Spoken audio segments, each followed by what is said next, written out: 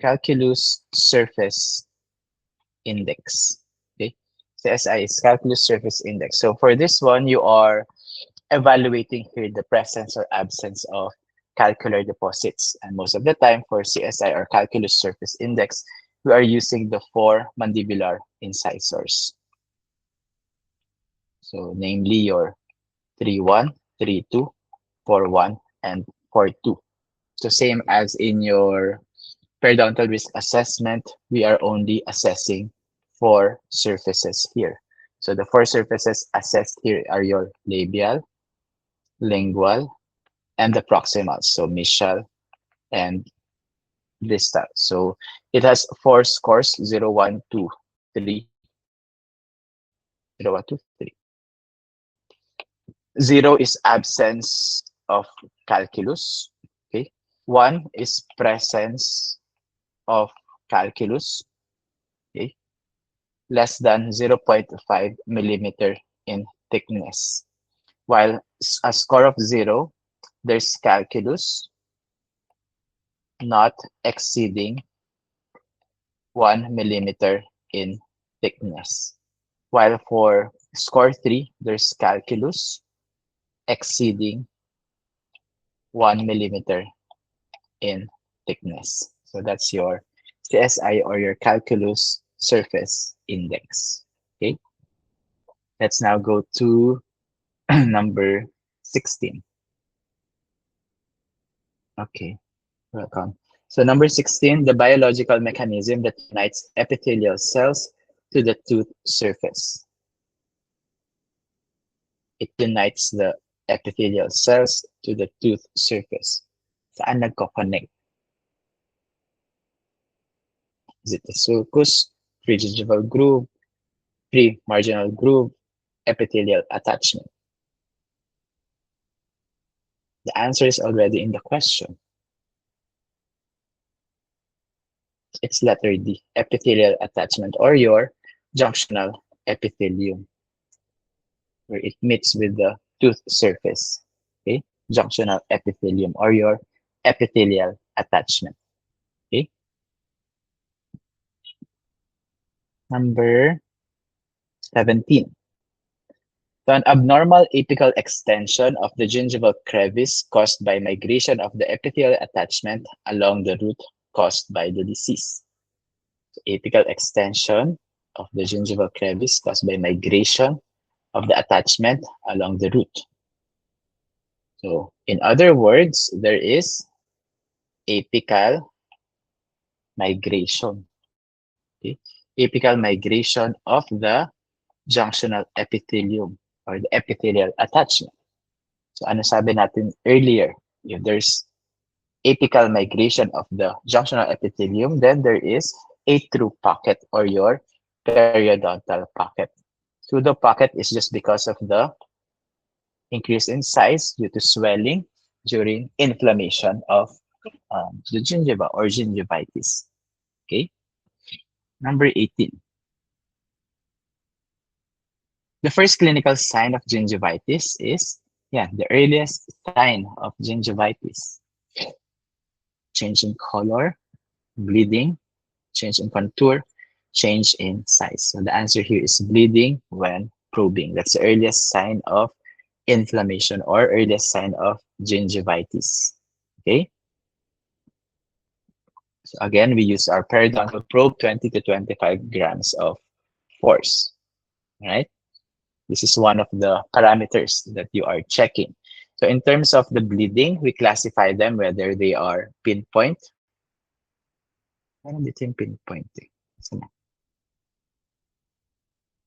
Whether they are pinpoint, thin linear, multiple pinpoint, thick linear, triangular, or pulling.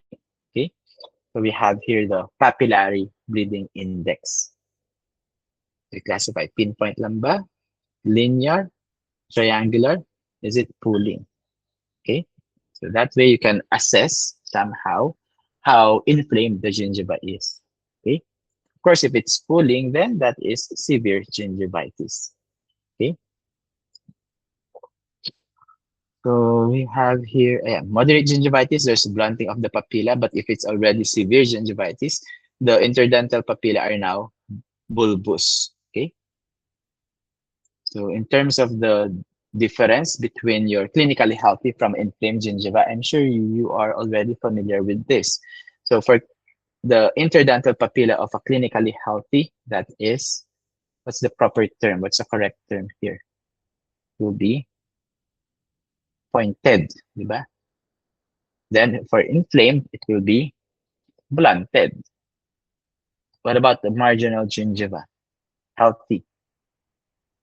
The correct term would be, ano correct term natin for the description of a healthy marginal gingiva? Knife edge. And for inflamed, it would be rolled. Okay. For color, it is coral pink. Okay. Inflamed, it is erythematous. Consistency. So ano yung sa consistency natin? We cannot use the term hard. Hindi pwedeng hard. So it's firm. Okay. Firm and spongy. While for bleeding, absent and present. All right. Number 19. Which of the following oral tissues are not keratinized? So, alin daw yung hindi keratinized among these?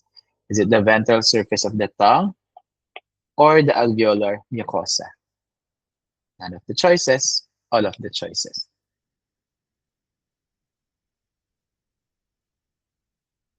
Ventral is under your tongue. Keratinized ba yun? Is it frequently exposed to masticatory forces? What about alveolar mucosa? Where is alveolar mucosa? If this is the tooth, this is the bone, this is the gums, alveolar mucosa is here. Is this keratinized or not keratinized?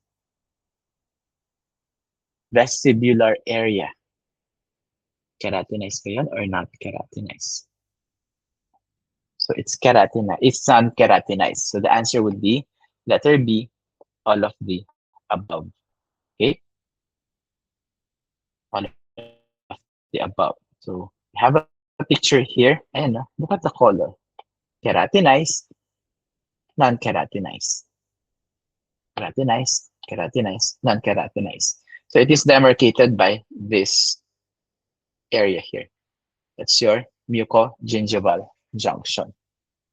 Okay? Mucogingival junction. Alveolar mucosa, attached gingiva, free gingiva there. Okay? What is number 1?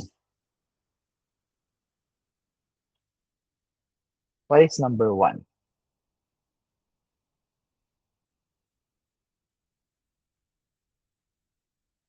Labial frenum. Specifically, it's the superior labial frenum. For number 7, it's the inferior labial frenum. Okay? 20. The periodontal ligament is composed of 80% blank collagen. So we have discussed this morning. Periodontal ligament. What type of collagen? Because you only need to remember 2. It's type 1. Type 1 collagen. All right? Then we have this table. Type 1 ligament. Type 4, this one. Okay?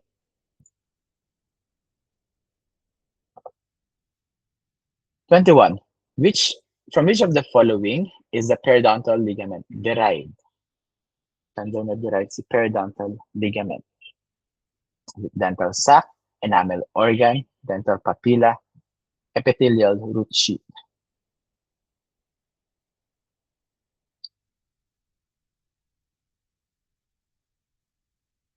Some answered C, some answered D.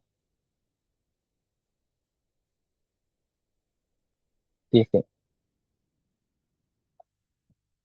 Start tayo sa enamel organ. So enamel organ develops into what? Obvious na yung answer dyan. Enamel organ develops into enamel. Enamel. Okay. Dental papilla. My way of remembering this is letter D and T. Dental papilla, you have D and P. So dentin, tama, correct? Dentin and pulp. So it develops into dentin and pulp. So we already have the enamel, dentin, and pulp. We are left with cementum, diba? We're left with periodontal ligaments. Okay. Dental sac, this one, okay, develops into cementum and periodontal tissue or periodontal ligaments. Okay, dental sac. What about your epithelial root sheath? Tinanggal lang yung Hertwig's dyan. Diba? Hers. What do you know about hers? What do you remember about hers? It is important in guiding the tooth root formation. It's responsible for the tooth root shape and number. Tama. Tooth root formation. So basically, after root formation, what would happen to your Hertwig's epithelial root sheath? It would have its remnants. What do you call the remnants of your Hertwig's epithelial root sheath? Rest of epithelial, rest of remnants na hers.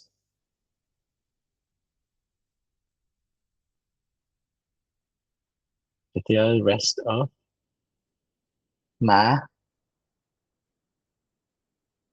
malaces. Okay? Epithelial rest of malaces are the remnants of your hers. Okay? 22. So huwag niyo kalimutan to ha. Don't forget this ha. Madali lang siyang tandaan. DNP, that's dentin and pulp, enamel organ, obvious enamel. So you're left with cementum and periodontal ligament for the dental sac. Okay? Next, number 22. Root planing is what? The removal of what? Materia alba, soft tissue wall, calculus and plaque, diseased cementum.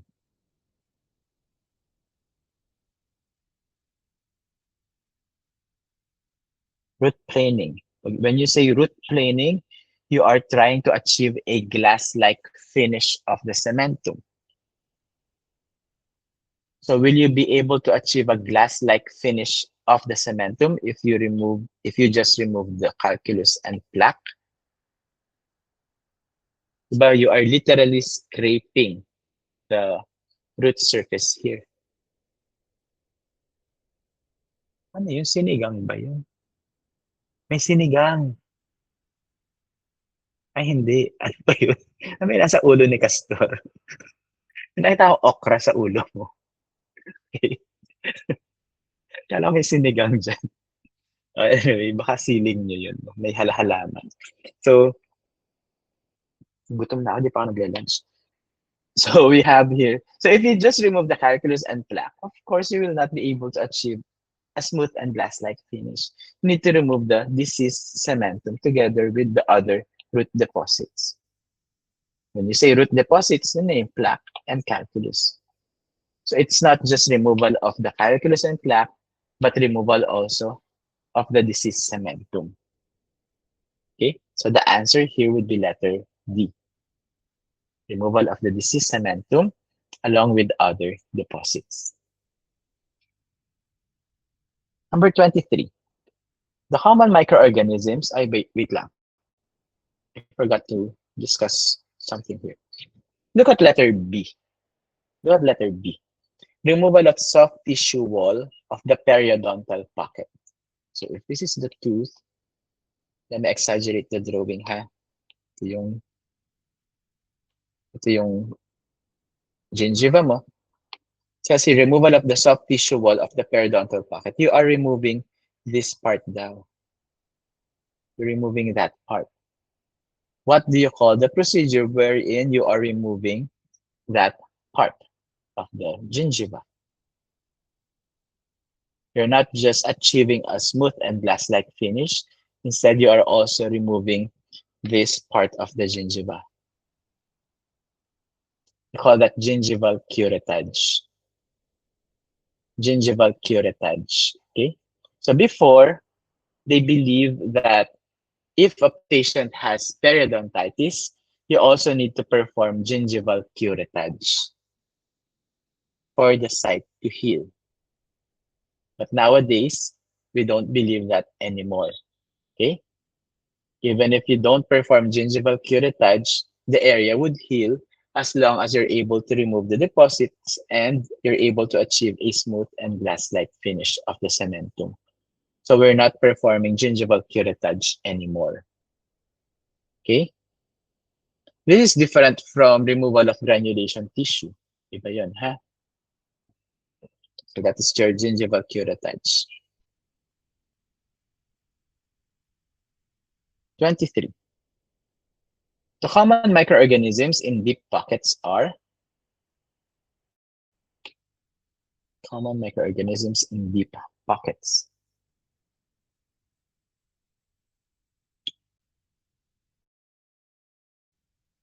Of course, it's the gram-negative anaerobic microorganisms, specifically facultative. What do you mean by facultative? They can transform, they can live in both aerobic and anaerobic environment. Okay, flexible. What's the opposite of facultative? Ang opposite ng facultative? Obligate. Okay, obligate. 24.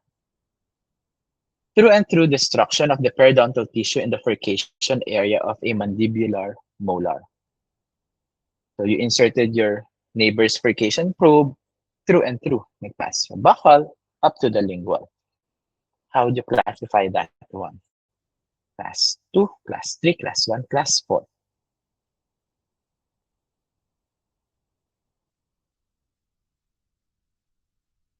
Ang hirap ng question, no? Kasi there are two possible answers. There are two possible answers. Of course, your only choice here should be class 3 or class 4.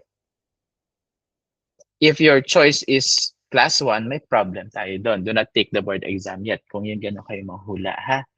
It's not class 1. So either your option should be class 3 or class 4.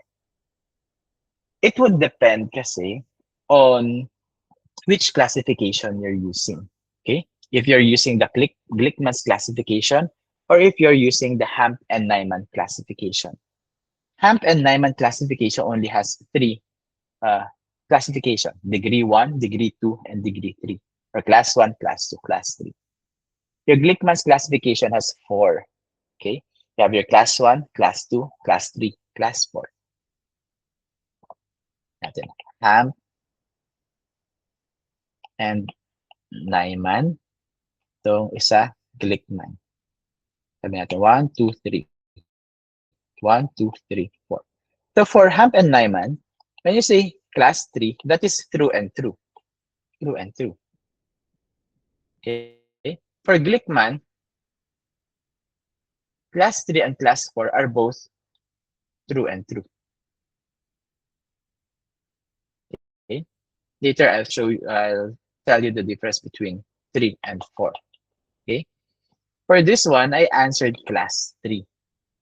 Kasi the question is not specific. Okay? It's not specific. Yes, there's through and through. Pero what else? Para I can consider it as Glickman. Okay? Kulang yung description niya to satisfy the Glickman's classification. That's why I answered here class 3, letter B. So for you to be able to understand better, this is your Hamp, Nyman, and Lindley classification. You have 3. 1, 2, 3. Okay. So for degree 1 or class 1, horizontal attachment loss less than 3 millimeters. So yes, there's furcation involvement, but less than 3 millimeters. Okay. Degree 2, more than 3 millimeters, but not through and through. Masok siya, but it's not through and through. Class 3, it's through and through. But what if I inserted the probe? Insert ko siya here. There's an obstruction. There's still bone there. Okay? And I inserted it sa lingual. There's also obstruction there. But I'm almost through and through. How do we classify this? Do we classify this as F2 or degree 2 or degree 3?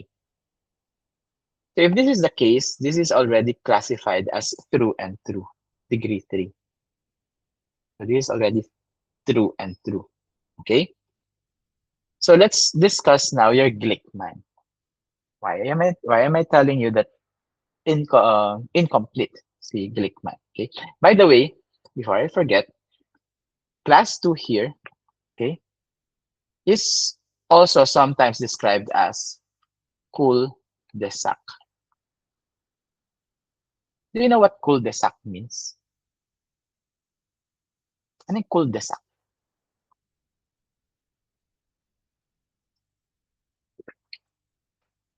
Dead end.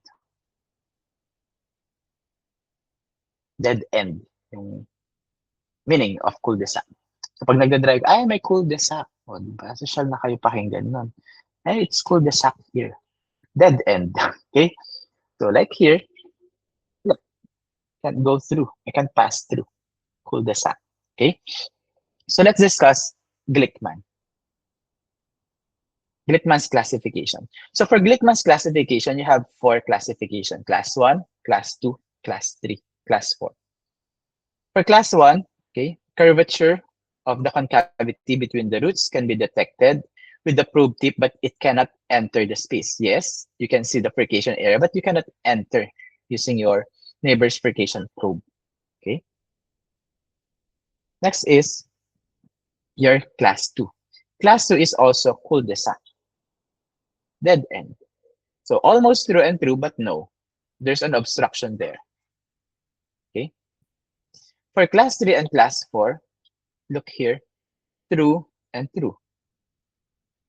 Passes completely through. So through and through. Pumapasok siya. But what's the difference? Okay. For Class 3, the furcation is not clinically visible.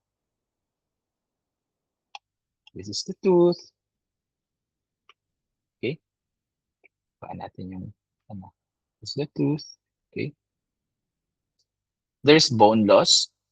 Okay. It's already bone loss there.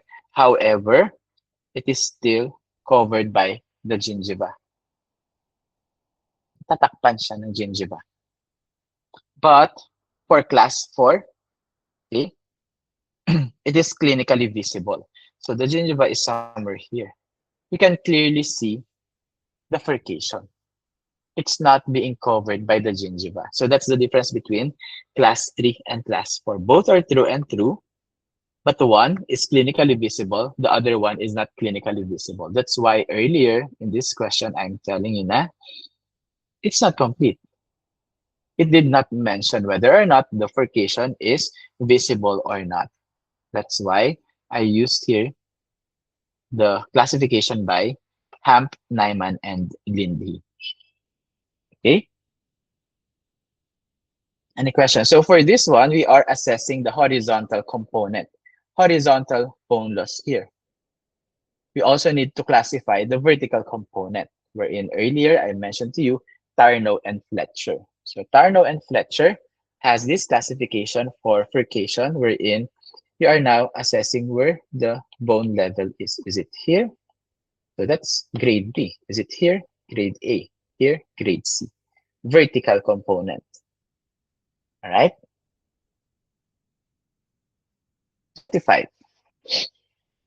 Which of these inhibit collagenase formation in the management of periodontal disease? Inhibits collagenase formation.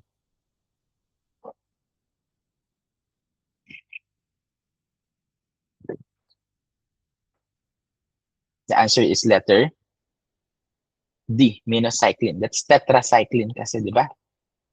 Dok, alam ko tetracycline yan. Kaso, There's no tetracycline here.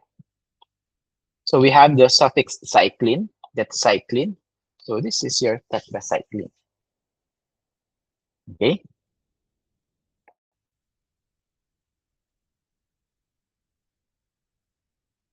We have it tetracycline. And tetracycline is what? Static or cidal? Is that static or cidal? Tetracycline. Static. Okay. Tetracycline is bacteriostatic. It has the ability to concentrate in the periodontal tissues and inhibit the growth of AA. It is cheap, okay? However, the problem with this one, these are the properties. The problem with tetracycline is that even though it's cheap, okay, compliance of patient, okay, is not that good because patients are asked to take this for 2 to 3 weeks, 4 times daily. So there's an increased incidence of missed doses, okay, for patients. Kasi too long eh. And it's 4 times a day, every 6 hours. Okay. Again, it's inexpensive, but compliance may be reduced due to the regimen. Okay. So doxycycline is also a type of your tetracycline. So basically, tetracycline hydrochloride is one type. Doxycycline is another type. Okay. And minocycline is also another type. Okay. Basically, you have three: tetracycline hydrochloride, doxycycline, minocycline, all of which would end in cycline. So in the oral revalida, di ba, you'll be undergoing you'll be facing oral revalida on June. Sabi sa akin, June daw yun. So if you're asked about minocycline, so think about the suffix, read the suffix, cycline. So that's tetracycline. Imagine everything that you know about tetracycline. Okay? Favorite din yan ni Dr. Lavinia sa oral revalida together with clindamycin. Okay? Yung mga aralin ninyo.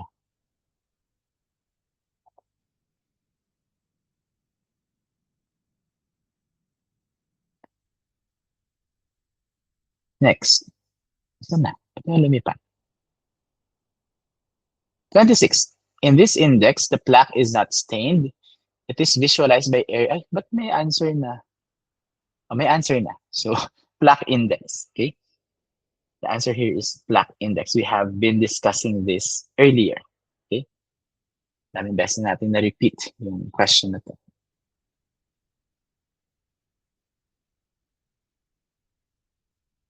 Oops. Ba't ba lumalabas yung answer?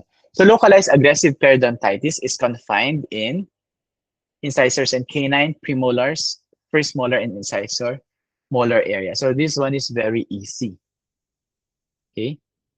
Very easy giveaway question na yan. Okay? But of course, you still need to answer with caution. Read the question carefully. Okay? Excited. Okay? So read the question carefully. So the answer is letter C, mandibular as a first molar and incisor. So,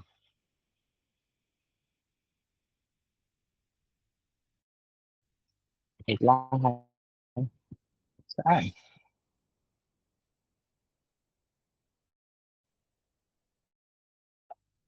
Wait lang.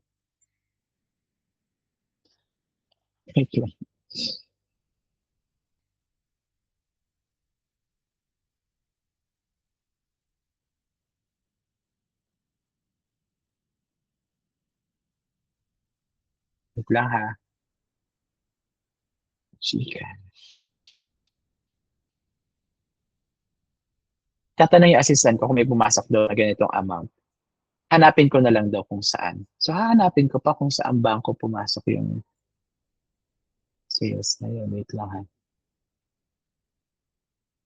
Kanya pwedeng tanongin yung patient.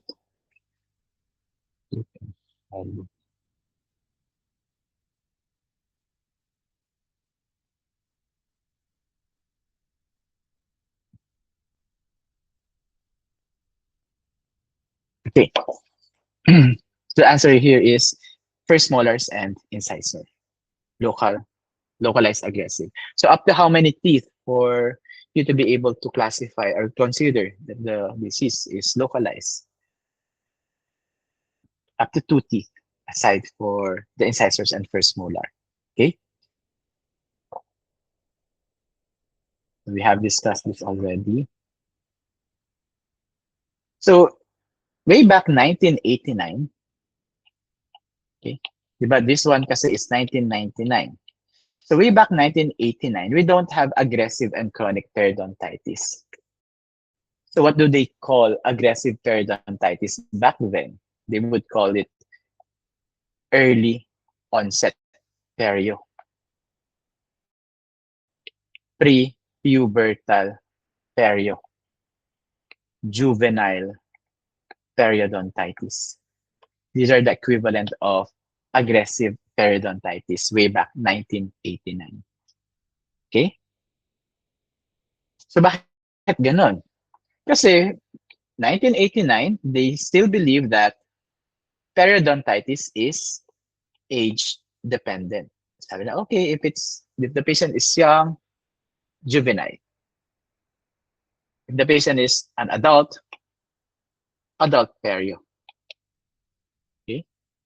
So 1999, they changed it. Okay, let's change it to aggressive and chronic because periodontitis is not age dependent, as they say. Okay?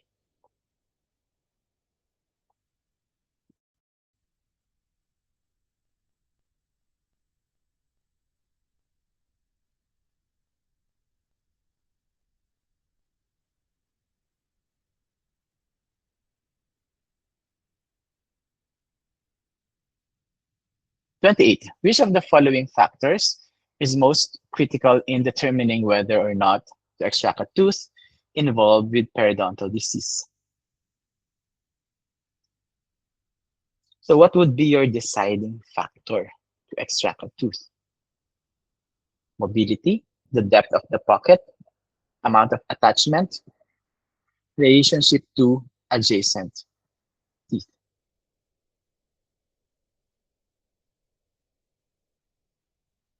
Let's look at this one. Wait lang ha. Ayan.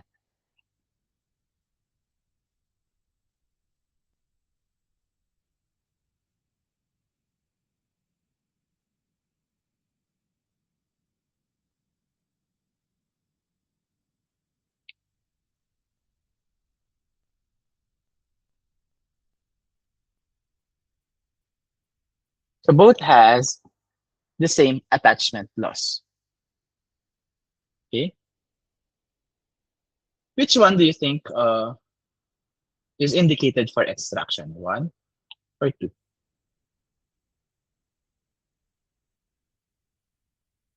Number one. Why one? Tama yan.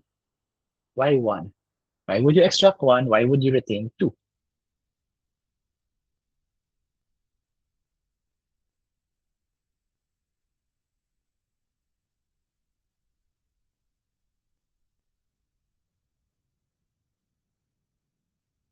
What made you decide to extract one and retain two?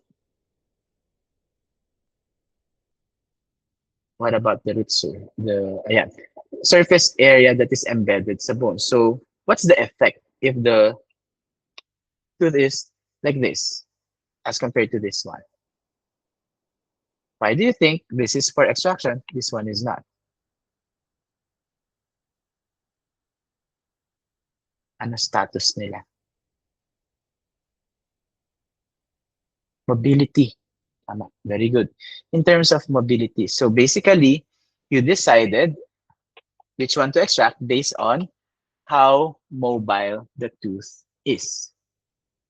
Diba? And not on how much attachment loss is present on the tooth. Diba? So this one is more mobile compared to this one because of the tama si Ms. Hong, yung root surface area. It has more root surface area. So this one is more stable as compared to this one. So this one is for extraction. So the answer here is mobility of the tooth. Okay. What if mobility is not written in one of the choices? Instead, what's written is percation involvement. What would you answer now?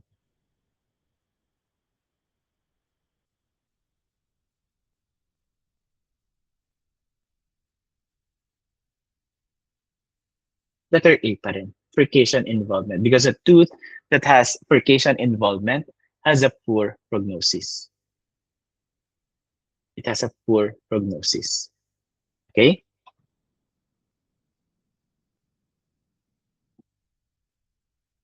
Mobility. Okay.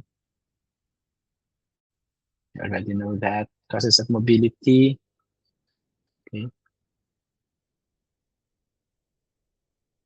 So we have here the, sige, di-discuss ko to. We have here the tension and pressure zone. Okay. As a, this is in one of the questions oral revalida, the pressure and tension zone. Kinakabahan na kayo sa oral revalida?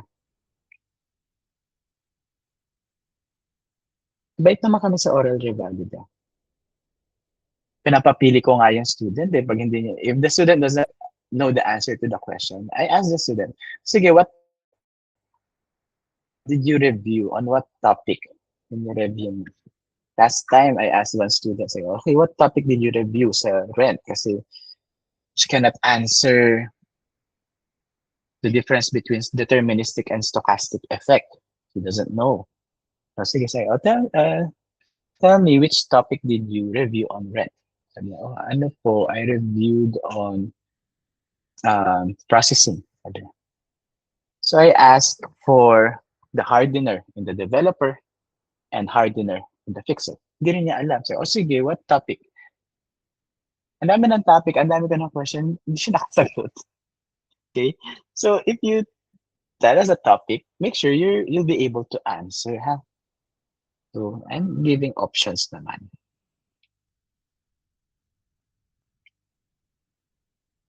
So there. Let's say you want to move this tooth this way.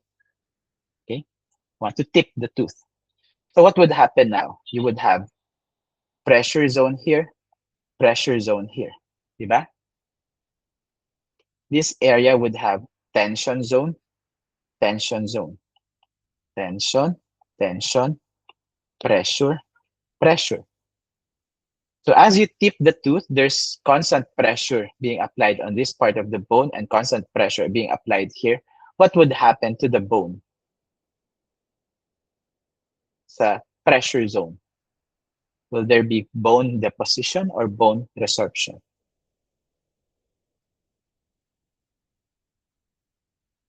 So pressure zone, there would be bone resorption happening.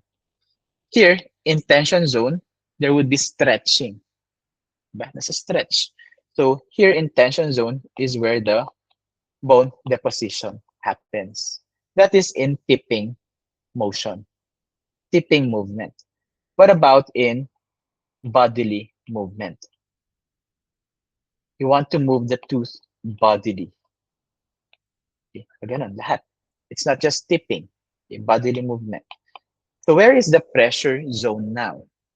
Is it here in number 1 or here in number 2? Pressure zone. Saan yung pressure zone natin?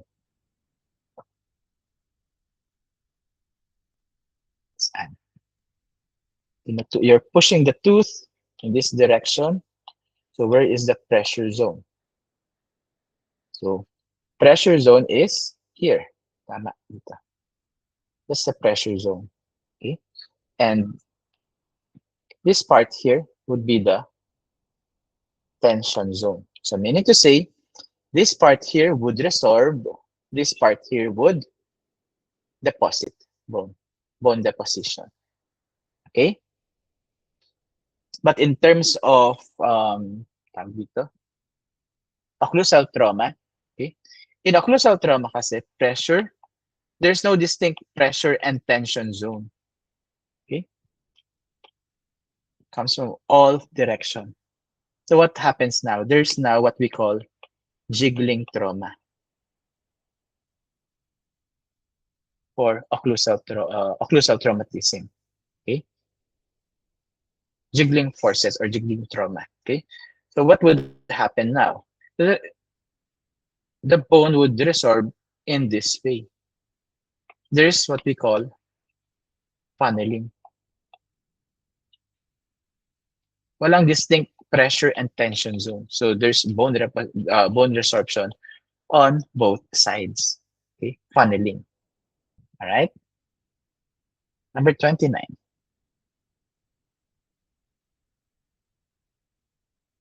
An infrabony pocket is a periodontal pocket with the epithelial attachment located where? I have discussed this earlier. Infrabony pocket. Nasaan daw yung periodontal pocket? Coronal to the crest, apical to the mucogingival junction, within the alveolar bone, apical to the crest. So it's letter D, apical to the crest of the alveolar bone. Okay, infrabony pocket. All right.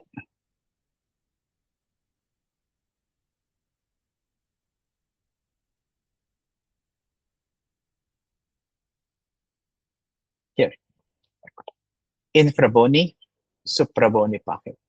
Infrabony, suprabony. Okay. Number 30. An area of denuded bone surrounded by an intact bone. You have an area of denuded bone surrounded by an intact bone. The answer is letter A, fenestra. Fenestration. Okay? Fenestration.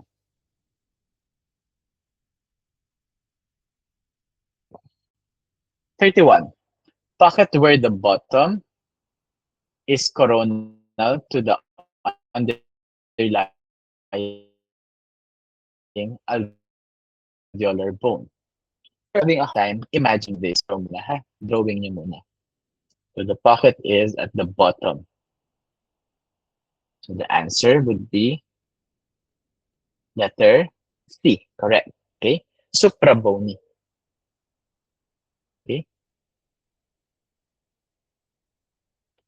So the bottom of the pocket now is above or coronal to the underlying bone. When you say coronal, it's above. When you say apical, it's below. Okay? Do not be confused sa coronal, apical, okay? Supra, infra, above, below. Okay? 32. What is the most important to prevent recurrence of periodontal disease?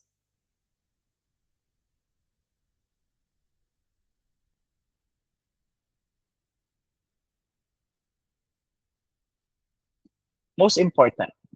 Pili lang kayo na isa. I know all is possible.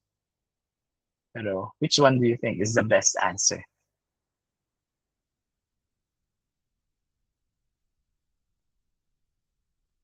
Letter B, oral hygiene. Letter B. Ay, sorry, letter B tuloy. Letter A, plaque control. Letter A, plaque control. Okay? Plaque control. Letter A.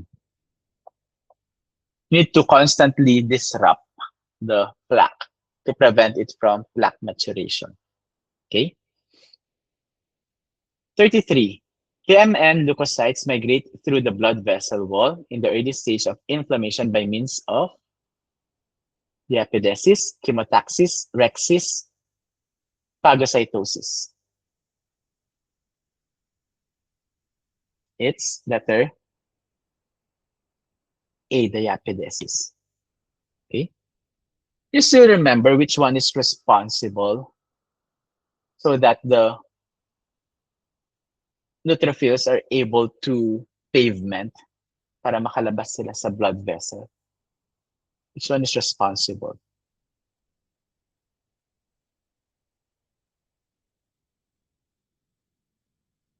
It's histamine. So what does it do? Tama yun, histamine. They activate the what? Meron ito yung blood vessel, tapos meron dun. Ito yung neutrophil natin. That's siya din. What do you call that? So you activate the P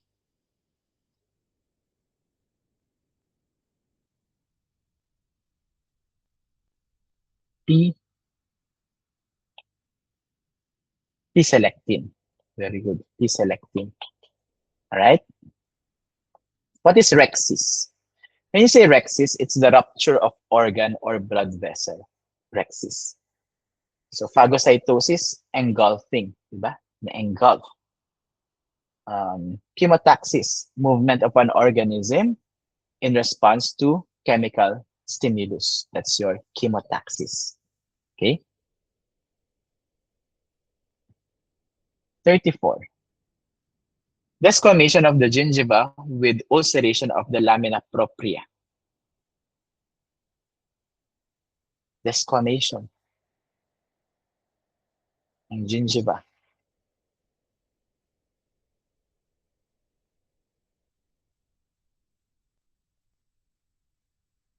It's the herpetic. Hindi. Hindi to. So, alam niyo na yung sagot dyan. Alam mo, ito. Hindi rin yan. Hindi rin to. Letter A, gingivosis. Gingivosis.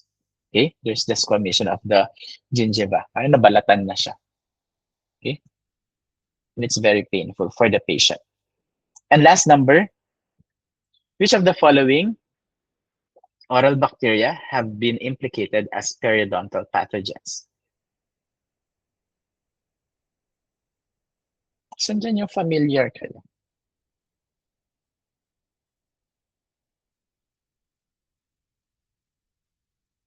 Just familiar to you. Si P-Ginge, di ba? Familiar kayo kay P-Ginge? Campylobacter, meron din kayong Campylobacter. So that's letter A. P. gingivalis, Eubacterium species, and Campylobacter recta. Okay? Dito, sabi dito.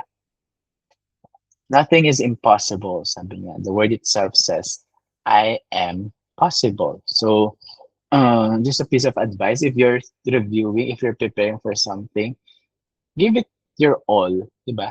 Review na kayo na as if you don't want to repeat it anymore. Para if in case you fell short, at least pass pa rin kayo. Aim for the top, diba? Nga na Fatima. So when you prepare for the board exam, aim din yung makapasok sa top 10. There's no harm in trying. Just in case you fell short, okay, I did not reach top 10, pero I still passed. Kasi if you're just aiming to pass, diba? If you're just reviewing to pass, what if you fell short? Diba? You'll be repeating everything na naman. You'll be reading everything na naman. And you keep on repeating that, what will happen? You'll end up enrolling sa refresher. You don't want to repeat. You don't want to enroll against a refresher. There's only a certain number of times wherein you can take the board exam. So do not waste it na. I-try ko lang ito. Diba? Make sure you're prepared. Okay? We have alumni who are enrolling refresher courses. They still haven't passed the board exam. I know one, around 2014 pa siya, 2013 pa siya graduate. Anong date na ngayon? 2026 na. So, ang daming beses niya nag-exam. But the student is still optimistic. Nagme-message pa rin siya sa akin, oh, Doc, I will not give up. Sabi. Aminado naman siya na mahina daw siya, sabi niya. Pero magaling yung kamay niya. Pero yun, medyo may problem sa theoretical. Okay? Anyway, so yun, you need to prepare, ha? So same thing sa oral revalida, same thing sa exams niya. So make sure to review. Okay? Do your best. Okay? Do you have any questions, clarifications? Tomorrow we will be continuing our review in Perio. Okay? So if I'm able to finish the item analysis 5, maybe I'll be presenting to you item analysis 4 and 5 kasi those are the latest questions. I might be skipping on item analysis 3 Okay? Pero I'll do my best kasi kailan na ba yung slides ko? Ang haba kasi. So, tignan natin ha kung kaya kong tapusin siya. Anyway, can you check if the assessment is already open? If you can access the assessment in your Canvas.